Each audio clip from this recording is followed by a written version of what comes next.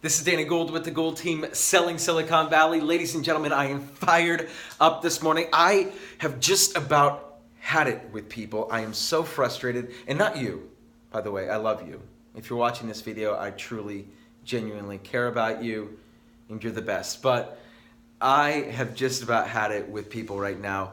There seems to be this collective permeating thought throughout the collective buyer hive mind in Silicon Valley that seems to seep in just about this time of year. It happens every late spring. There's a slowdown in the market. It has happened. It's like clockwork. I mean, I could have written this script at the beginning of the year. I could have told you, like, literally a couple weeks before Memorial Day, we're going to have a slowdown, and then it's going to last pretty much through the end of July. And then in August, things start to pick back up. But through this slowdown, and there's a lot of reasons why. Buyer fatigue, buyers going out of the area, sellers expecting way more than they really should be getting, because and don't get me wrong, I'm not bashing anybody by any sense, but the collective greed of sellers throughout Silicon Valley starts to it starts to escalate at this point, right? And so what's happening is that we have pressure from the sellers because they want more than what their home is really worth, and buyers, I mean, they're just tired of being beat out. I know buyers that have had 3, 4, 5, 6, 7, 8 offers rejected, plus more, like 20. Are you joking? I literally know a buyer who 3 years ago, they're not my buyer, they would have gotten in on the first couple of tries, or the first one, or if not the first one, at least the first couple. 25 offers. Are you joking? I mean, come on, right? 25 different offers before they ended up settling for a new construction. They were like, no, screw it. We're just gonna go straight to the builder. Screw the negotiation process. We've just about had it. And that is the way the cookie crumbles sometimes, guys. But the buyers are being tired of and they're just like, oh my God, now you're just asking too much. I'm just gonna go on vacation. Sally's graduating in a couple of weeks, and then Mary's gonna get married. I don't know why I picked that name, but you get the idea, right? And then we go to Hawaii, and then we're gonna go to Mexico, and we're gonna blow all our money, and then come back in August and regret it all. No, I'm just kidding. But you understand what I'm saying. At some point, there is a stabilization in the market, and it seems to always happen around this time of year. And the permeating thought that seeps into the collective hive mind of buyers, and I blame this on the real estate experts at the workplace, right? Everyone has a real estate expert friend or 5 that seem to know more than anybody else. And they know it all, right? And so because of that, they seep this thought into the buyers' minds, and they say, we're at the peak of the market. Interesting, right? Well, let me tell you something. People said that 3 years ago. People said that 2 years ago. People said that a year ago. And people are saying that now. Now, is this the year that they're finally right? I mean, 4th time's the charm, right, guys? 4th time's the charm. But in all honesty, if the market is to correct itself, right, and if the market does take a dip, it will not happen because the market is just crumbling on itself and Silicon Valley is just like taking a dive. Silicon Valley right now, and I'm not talking about the greater United States market right now. I'm focused solely on what's happening here in the San Francisco Bay Area. Right now, there is 4x below what a stable, normal market would be, a healthy market, right? The inventory level is 4 times below. We're at 1,500 listings right now. There should be 6,000. Do you see the problem there? There's a discrepancy between normal and what we're currently faced with. So even though the market is a little slow right now, inventory is still very low.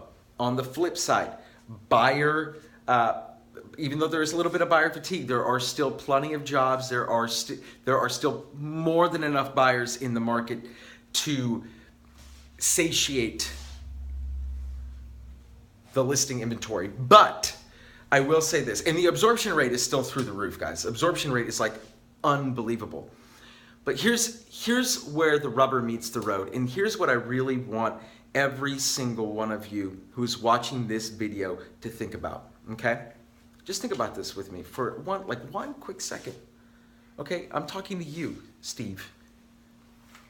Steve's just made up. Steve, I'm talking to you, okay? You come to me and you say, Danny, the market's gonna shit itself, and it's no longer going to be. It's not gonna last much longer, right? And then I'm gonna buy after the market takes a dip, and I say, okay, well, what? That's fine, Steve. I get it. What could cause the market to do that? Well, we could get more listings, right? Or we could have less buyers. What's going to cause either of those things to happen? Well, I've explained in several videos before that sellers right now are not selling because they can't afford anything else in the Bay Area, right? If they were to sell, it means that they would have to leave the area completely, right? This is for your traditional move downsizer, right? On the flip side, move up buyers, there aren't a lot of those either. They're still there, but they're using a culmination of their hard-earned equity in their current home plus stock options, right? And then your traditional buyer, your buyer that's just coming into the market for the first time, is using primarily savings and stock options. So there is a common theme between those two types of buyers, and that is stock options. Let me paint a picture for you, okay? Let me paint a very clear picture for you. Stock market, housing market, okay? They're like this, right? This is the stock market, this is the housing market. They go like this.